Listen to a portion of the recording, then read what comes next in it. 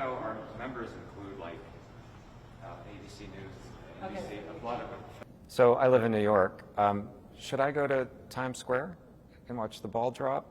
Should I go see my parents who are retirement age? How should we celebrate the holidays this year? I wish we at CDC could make our guidance based on every person's individual questions, right? Because we are getting so many of them.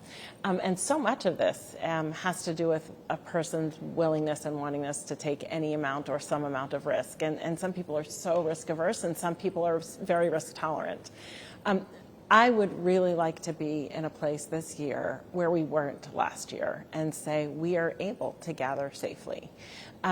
There are many things that I think we can do to bolster our ability to gather safely. And that is really getting vaccinated, getting boosted. For those who you're going to visit, getting vaccinated, getting boosted, and then really talking about what other people are doing who you're going to gather with. Do they practice similar prevention measures than you do? Can you sort of say, hey, for the 2 weeks before we all come together, let's make sure we're all wearing our masks outside.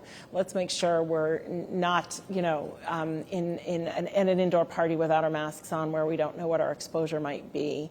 And we can test. We can test before we walk in the door and say, hey, I'm coming to this event. I want you to know that I tested negative this morning. And those are all things that we can do to gather safely. So it depends on the individual, and you have to assess your situation? It does, but we have guardrails there, right? We know that if you're going into a situation that is unvaccinated and vaccinated mix, people have been more cavalier about prevention measures, that you're putting yourself at risk.